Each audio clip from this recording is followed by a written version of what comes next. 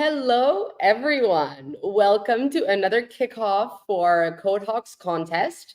This time we have with us Ewan, who's an engineer for the standard. So, Ewan, if you want to introduce yourself, I'm sure everyone here would love to learn a bit more about you. Yeah, so I am originally the Solidity engineer at the standard, and now kind of more of a overarching tech lead. I've worked on like a couple of projects over the last 2 years that I worked at the standards. And we're now at the point when we're looking to launch a couple of new contracts and also upgrade some. And that's why we're going ahead with this audit currently. I am the only person who works on the smart contracts at the standard. So I expect there's a lot of things to be found in these contracts. And I'm by no means a security expert on smart contracts. I'm learning as much as I can every day. So I'm, to be honest, also excited to see what people find. And yeah, that's it really. Nice. Well, you've come to the right place. Thank you, Yeah. Owen. So my name is Juliette. I lead DevRel at Cyfrin. And today, what we're going to be doing is just diving a bit into the standard, how the protocol works, what things auditors should be watching out for as they're going through the audit. And hopefully by the end of it, you'll be better prepared to just kick things off and immediately start ripping apart this code base and figure out if there are any exploits and where. So to kick this off, Ewan, maybe give us a bit of a rundown of what is the standard and how does the protocol work from an overarching view? Yeah, so the focus of the standard is stablecoins. So our main product that we've been building up to for a while and we launched in the summer is our smart vaults. So the way the smart vaults work is that users can lock up some of their like assets as collateral and borrow our EURS stablecoin against those assets. And that's the kind of key. We have some other kind of side things alongside that. Like we had a IPCO running last year to launch our stablecoin, and now we're introducing a concept called liquidation pools that I guess we'll get into in a bit. But yeah, the key thing is the smart vault thing, a way that users can lock up their ETH or Paxos Gold or ARB coins or Link coins and use those to borrow against them. Yeah.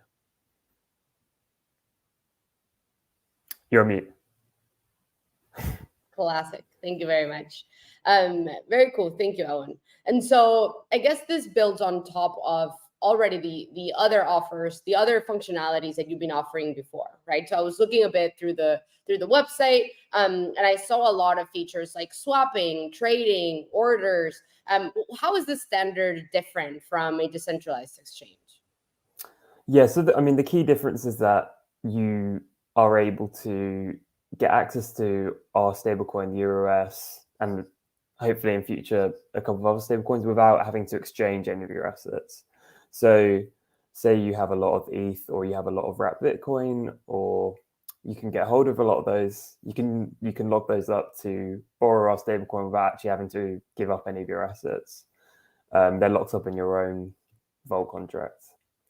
So that's the key concept. The swapping thing.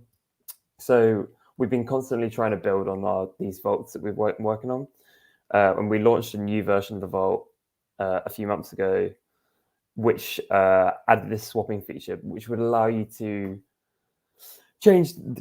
So say you have a lot of ETH locked up in your vault, and you're borrowing against that. You don't want to repay your debt, so you want to keep that locked up. But you see that the value of ETH is falling, and you feel like your vault might be at risk of liquidation. You can swap that asset into another asset without having to repay your loan, take it out, swap it, change it. You can swap it from within your vault and stabilize the value if that's what you need to do. Nice. And so then when we speak about the scope of this audit, does it include also, say, the trading, the swapping functionality, or does it only include this new version that you're building in terms of the votes? So it does include, so the scope of this audit is the newest version of the Smart Vault, which does include the swapping, includes an improved version of the swapping, in fact, because there was a vulnerability in the previous version. So that is included. The scope of the audit is the newest version of the Smart Vault, which is the Smart Vault v3. If there's like a access to repo, or maybe I can show. Yeah, that'd be I amazing. can tour around the repo while we're doing this. That'd be amazing. So I haven't shared with this software before, so give me a second. No worries. It says I need 2 monitors, but I don't have access to that now, but I think it will work. Okay, I'm going to share my VS Code. Yeah. So this is a repository that I created specifically for this audit. And the in-scope contracts are these 4 contracts here on the left, if you can see this okay. Yeah. So this Smart Vault v3 is the newest version of our Smart Vault contract. This is a contract that every user creates their own version of. This is the contract you will transfer ETH into and other tokens, and you'll store your collateral in here, and you use this contract to borrow URS stablecoin and to repay them. And you also use this contract to swap your collateral for a different collateral if you want to here. Make it a bit bigger. Sorry. Yeah, sure. Sorry. Is that better? Yeah, amazing. Thank you. So closely related to that is this Smart Vault Manager contract. This is also a contract, a version of this contract has been around for a while. This is going to be the latest upgrade of the contract. This is more of an administrative contract, but it is a contract that users interact with to create a new Smart Vault. So it does a mint function here, which mints an NFT representation of their Smart Vault and takes care of the deploying of the user's new vault. These are the two contracts that are related to the Smart Vault part of the project that are within scope. And then now we have this new project that we're launching, or I mean, it's kind of a side part of the Smart Vaults, but liquidation pools. And liquidation pools are kind of just like a slightly turbocharged version of a staking pool. Users can deposit the URS stablecoin that can be borrowed from the Smart Vault, as well as the standard token, which is our governance coin. And in staking those 2 coins together, users will receive rewards in terms of the fees that are generated by the borrowing of user stablecoins from different vaults. Those will get collected and paid to the holders in this liquidation pool. And also any liquidations that happen. So vaults, as you might have guessed, like these Smart Vaults are liquidated when the value of the collateral falls below a certain level that a user can only borrow a certain level against the collateral. If the value drops too low, the collateral in the vault is liquidated. Those liquidated assets are also sent to this liquidation pool and shared among all the holders within the liquidation pool. I don't know how clear that explanation was, but maybe you can let me know if there's any questions about that. Nice. Yeah, that makes sense. But if you guys have any questions, feel free to post them in the chat and I'll read them as we're going through it. Thank you so much, Owen, for giving us this overview. One of the things that came up to me as you were sharing this is the mention of the standard token. You mentioned this is a governance token. Is it also leveraged in other ways within the protocol, or is it merely used for governance in terms of changing the state or doing any upgrades for the protocol itself? It's kind of it's mainly without use cases at the moment. That's something we're working at the moment, trying to think of different use cases for that, trying to create some demand for it. at the moment, it's mainly used for staking and making rewards. And in terms of the in terms of the sandbox that we've created for this audit, that will a fake version of that will be generated for users, because it's not something that's kind of generated as part of the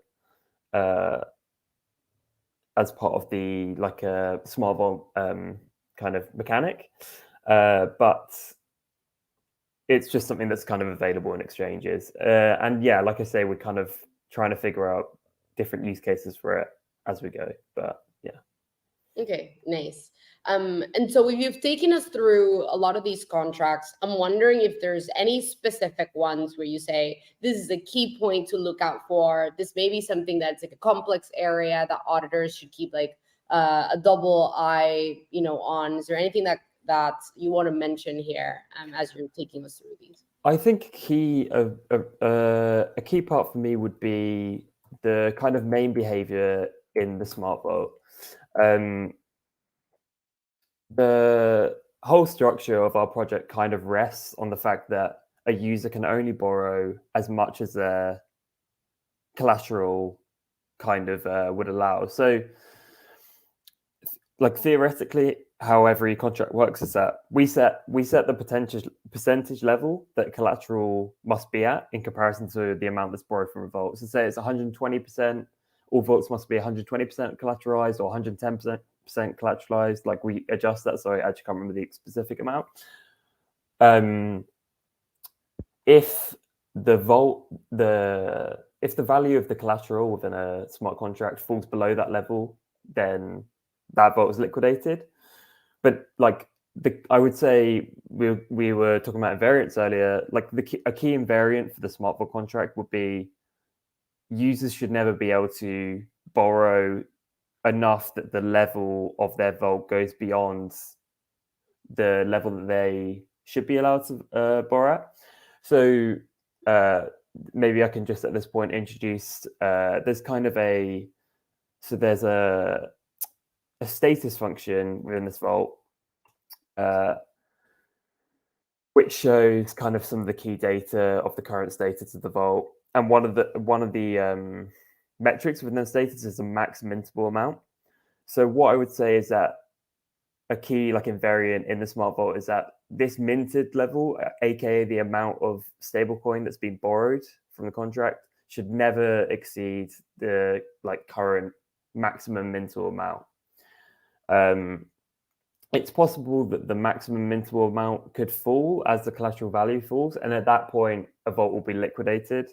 But we never want to see a big discrepancy between that minted amount and the max mintable amount. And certainly, you should never be able to bring the minted level above the max mintable amount, if that makes sense. Yeah, that's great. That's great to know. Let's dive into invariants. I think this is a very interesting topic. What other invariants are we holding throughout the contract that must remain true as people interact with the protocol?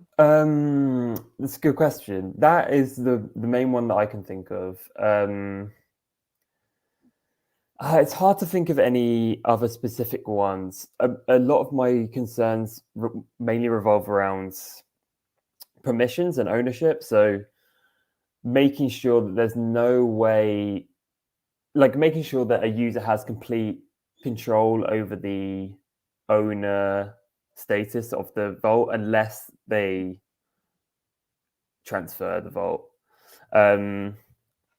So if the vault NFT is transferred, the ownership of this smart vault is also transferred, which means that functions like this mint one, which can only be run by the owner of the vault, should only be run by that owner. So it's hard to think of a situation where the ownership could be transferred without the consent of the original owner, but that's something that should be I guess, it'd be great to have that confirmed. This swap function is, I guess, something that would be good to have if there was a lot of attention paid to that function. because as we said, there was previously a vulnerability in that function. But I can't think of a specific invariant around it, but just something to do with ensuring that roughly the right amount of value is maintained when swapping. Like obviously there'll be a slight drop off because this swap function uses Uniswap to swap one collateral for another, but making sure there's no massive drop in value, because that could cause a problem for the collateral value. And in terms of the pool and pool manager, I can't think of any specific invariant. I suppose one thing would be that when distribute assets, this distribute assets function is called, and the distribute fees function is called. Those fees and assets should always be shared out completely proportionally between all the stakers. And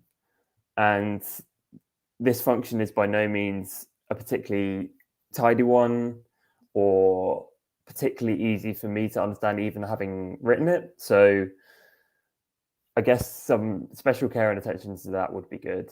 And yeah, that's kind of it, I think. Nice. Thank you. Yeah. Nice. And I think if any questions come up as you're looking through these functions, working on the audit, feel free to chat in the Discord. I'm sure Owen will be there. There's other folks from the team will be there. And so happy to just jam out ideas and what these things mean and how we can, help find something across. Yeah, I'll do my best to be very available. So yeah, any questions is good. Nice. Thank you, Evan. All right. So this drives us right into the topic of tests. If you could show us some of the tests that you have and which types of tests you're using. I recognize this must be hard hat yeah. Okay. So tests would be in JavaScript. Maybe take us a bit through those. Yeah. So the tests I think the testing is, it's kind of quite decent, a quite decent level of unit testing. I can't remember the exact coverage, and I don't think I've installed the coverage on this separate audit repo that I set up, so I can't check the coverage right now. But the coverage was decent, but everything is just manually written unit tests. There's no fuzz testing. I only kind of just recently discovered fuzz and invariant testing, and so I haven't had a chance to kind of put it to the test for these contracts. But if anybody's brave enough to give that a go, then I'd be happy to see that. So yeah, we just have a series of unit tests written with Chai across all four of those in-scope contracts. Nice. And which chains are you offering, or what's this deployed on? So currently, the two Smart Vault contracts, earlier versions of those are deployed on Arbitrum 1, and we use Arbitrum Sepolia for testing. And that's the only mainnet is Arbitrum 1, and I think that it will stay that way for the liquidation pool too. So when considering the ecosystem for these contracts, just consider Arbitrum. Okay, cool. Thank you very much, Owen. So there's one last bit that I'd love to see, because I know this is a question that comes up often for auditors especially as they start up their process. And that's if you could give us a little demo of how to run the project locally, just so that people can, see that and know how to get started. Yeah. So as you said, Jules, this is a hard hat project, and anyone who's familiar with hard hat will probably be familiar with the function, this command npx hard hat node, which fires up a locally running node, and then I've created a script in here called this deploy script, which basically deploys all the contracts that are needed to kind of set up a test environment. So if I run that. I think we're not seeing your terminal. Oh, I'm sorry. Yeah, Sorry. of course not. Give me a sec. I need to switch to sharing.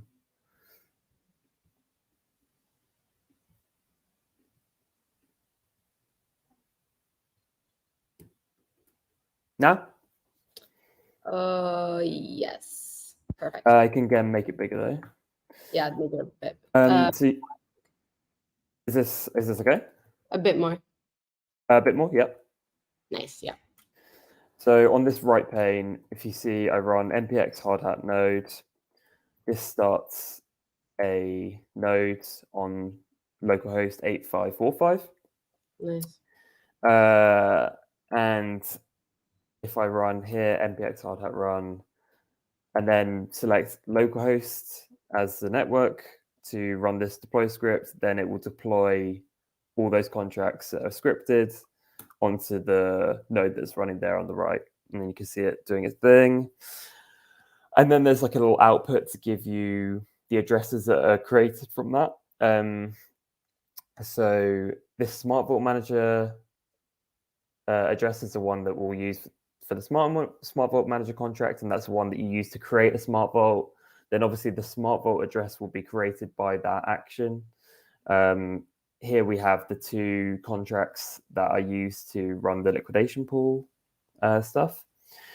There's also like a couple of test tokens deployed. So this test TST token, that's the governance token. So you can use that as part of the staking in the liquidation pools. This is the address of the URS stablecoin. So this is the token that will be minted when you borrow from your Smart Vault. This is like kind of a made up stablecoin, USD value stablecoin that you can use as collateral in your Smart Vault, so that you can use both the test ETH that's created by the locally run hard hat node, but you can also use this test stablecoin. So you can test both the using coin collateral and ERC20 collaterals for your Smart Vault. And then as you can see from these outputs, one of the user addresses that's created by the hard hat node is given like a number of test assets to play with. And then I guess it's just up to the auditor how they then want to use that. So when I'm testing against this, I would now just maybe write more hard hat scripts to test it, but also sometimes I use Remix if I kind of want to look at the data a bit more kind of slowly and specifically. But I'm sure people have a number of ways that they prefer to test out contracts and play around. But yeah, that's kind of how you create this sort of sandbox environment. Nice. Thank you so much for that rundown, Owen. All right, so we're at time for Q&A. So if anyone has any questions, feel free to drop them in the chat. I already see one coming in from Zazahi, who asks, how are the fees actually generated from the protocol? He says, the website said that you can borrow for 0 fees, so fees are not coming from the borrowers. The fees do come from the borrowing from your vault and from the... So when you borrow the stablecoins from your vaults and when you repay them, there's a fee charged. I didn't write that copy. I would say that is slightly misleading. I think the meaning behind the copy on the website is that you're not like there's no fees charged on the collateral that you lock up in your vault, and there's no kind of there's no interest that you pay on borrowing from your vault over time, but there is a fee on the transactions you make every time you borrow and repay. And that's what's used to, that's what's fed into the liquidation pool holders. Okay, makes sense. All right, we have another question from Pacelli, who says, Owen, can you go back to the liquidation pool and explain its role in the protocol? Yes, sure.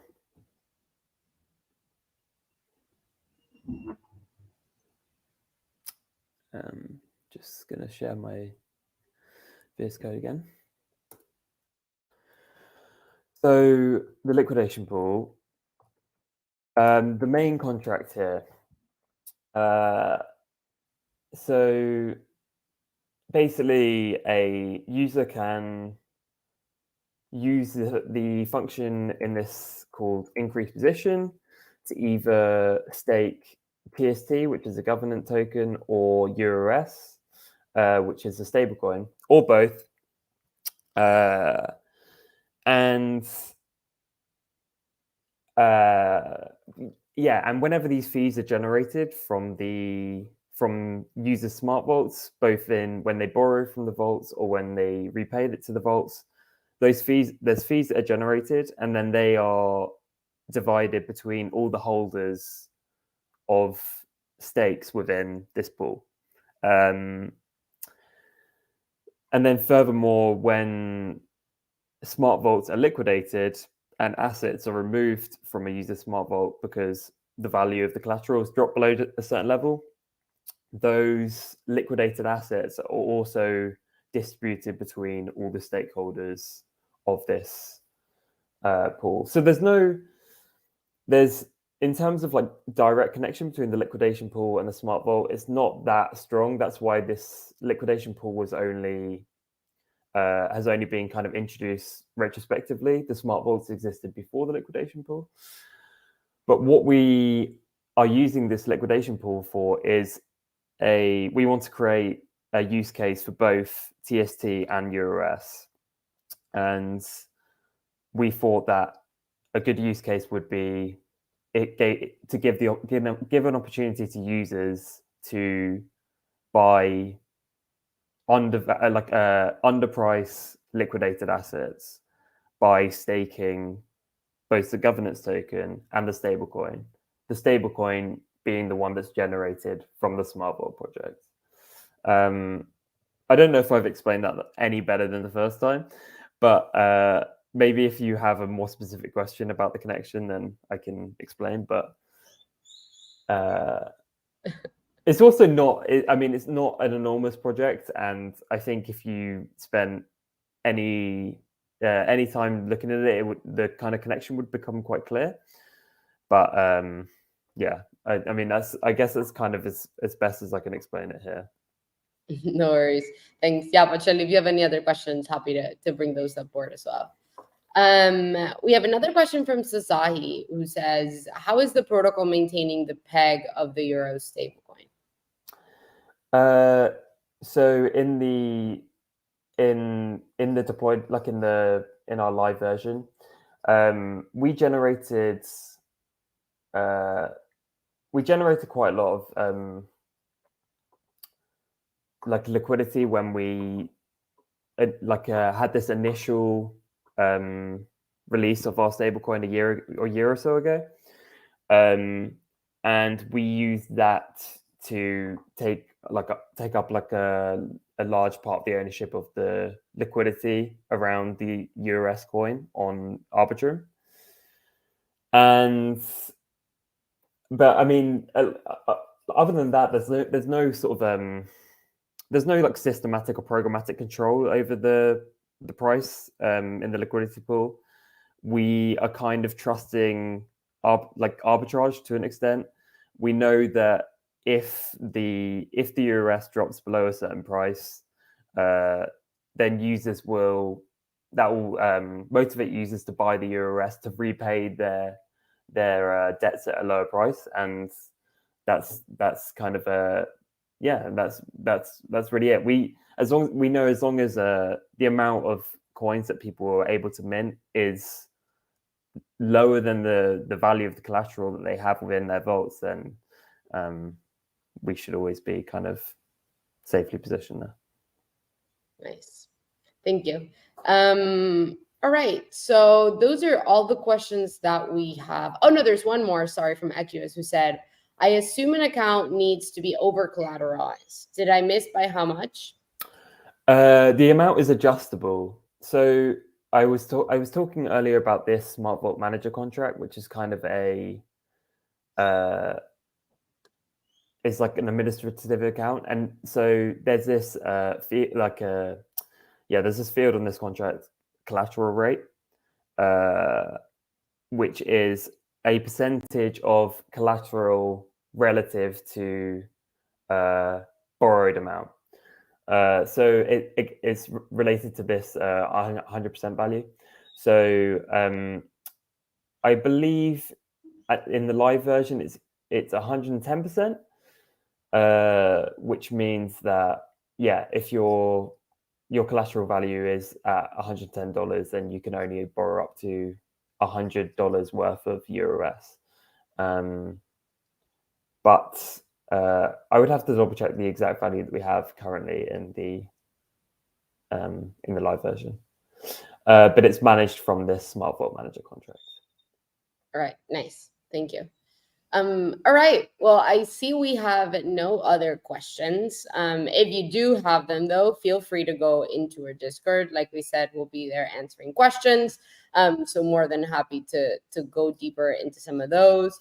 Thank you so much for joining today. I think this will be a very exciting audit to go through. And thank you so much, Ewan, honestly, for your time and your insight. This has all been super valuable just to get your brains as the builder and you just taking us through the contracts. I'm sure it'll be helpful to, kick things off for auditors. So without any further ado, thank you, Ewan, and we'll see you guys around. Thanks, everyone. Thanks, Jules. Wow.